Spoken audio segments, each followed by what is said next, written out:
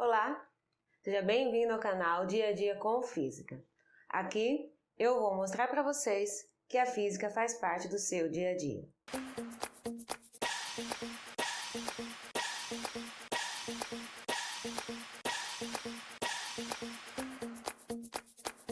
Hoje nós vamos iniciar a parte de eletrostática. Então essa vai ser uma aula explicativa e experimental. Então, se você está chegando no canal agora, aproveita, já se inscreve e ativa o sininho, assim você não perde nenhum detalhe.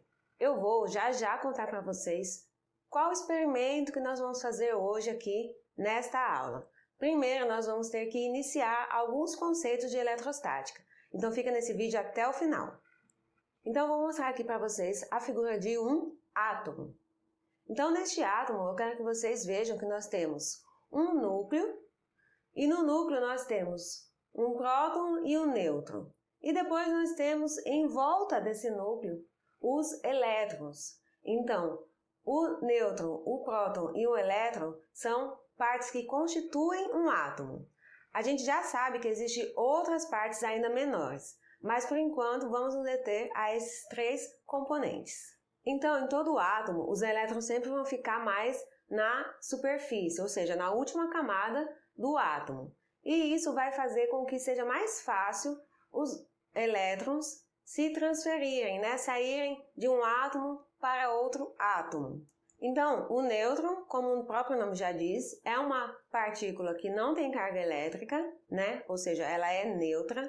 O próton é uma partícula que tem carga elétrica e o elétron também. Por convenção, nós dizemos que o próton tem uma carga elétrica positiva e o elétron tem uma carga elétrica negativa. Mas isso só para dizer que as cargas elétricas dos dois são contrárias, Tem sinais contrários. O valor da carga elétrica para o próton e para o elétron é o mesmo. É isso que vocês estão vendo aqui. 1,6 vezes 10 elevado a menos 19 coulomb. Então, coulomb vai ser a unidade da carga elétrica.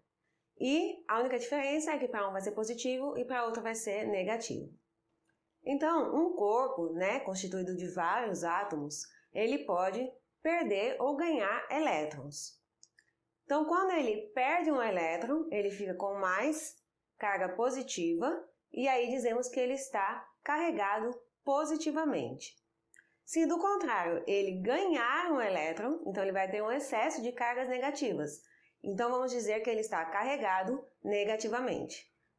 Para a gente calcular a carga total de qualquer corpo, nós vamos calcular o número de elétrons que estão em excesso. Então esse número de elétrons vai ser representado pela letra N e a carga total pela letra Q. Lembrando que a unidade dessa carga total ainda vai ser o coulomb. As cargas elétricas têm a característica de se atrair ou se repelir umas das outras. Então, se as cargas forem iguais, ou seja, positiva com positiva ou negativa com negativa, elas vão se repelir, se afastar. Já as cargas diferentes, positiva com negativa, vão se atrair.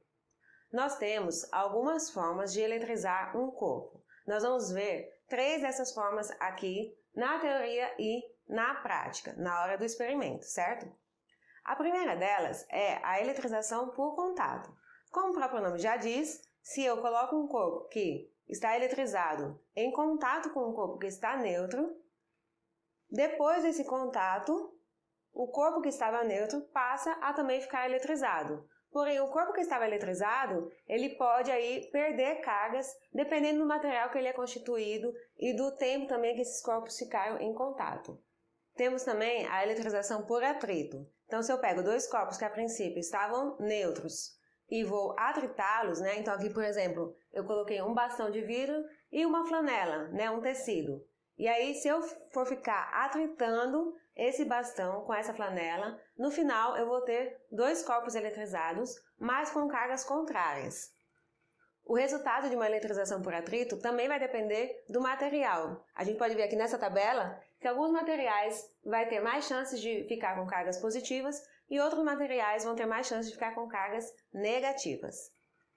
Por último, vamos ver como funciona a eletrização por indução. Então, se é por indução, agora eu não vou precisar encostar nada, nem atritar nada, apenas aproximar.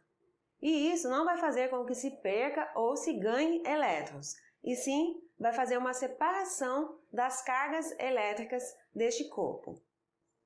Então, se eu tenho aqui um bastão que agora ele está eletrizado positivamente e aproximo ele de um outro corpo, então as cargas negativas vão vir para perto do bastão e as cargas positivas vão querer se afastar do bastão. Então, dessa forma, vai haver uma separação das cargas. Essa separação pode permanecer enquanto o corpo eletrizado está perto do corpo neutro, né? Então, quando a gente separa, então a eletrização se acaba e as cargas voltam ao normal. Agora, então, nós vamos fazer a seguinte experiência. Nós vamos montar um eletroscópio de folhas. E com esse eletroscópio, nós vamos ser capazes de ver como funciona a eletrização por contato, por atrito e por indução. Então, vou aqui passar os materiais para vocês e depois vou mostrar na prática como montar e como utilizar para experimentar aí essas formas de eletrização. Então, nós vamos precisar de um fio de cobre, pode ser também um fio de alumínio, contanto que você consiga ter certeza que este alumínio não passou por nenhum processo para ficar menos condutor. O fio de cobre é mais confiável, que vai dar certo a sua experiência. Vamos precisar também de massinha e de um pedaço bem pequeno de papel alumínio, uma tirinha só na verdade. Vamos precisar também de uma garrafa, que pode ser de plástico ou de vidro, um canudo e um papel. Então, nós vamos fazer uma dobra no fio de cobre e vamos colocar a tira de papel alumínio dessa forma. E vamos colocar essa estrutura dentro da garrafa. Para fixar, você vai usar a sua massinha. Então, é só você modelar no lugar da tampa para que o fio de cobre fique fixo. Então, agora nós vamos pegar o canudo e atritar no papel para deixar o canudo eletrizado.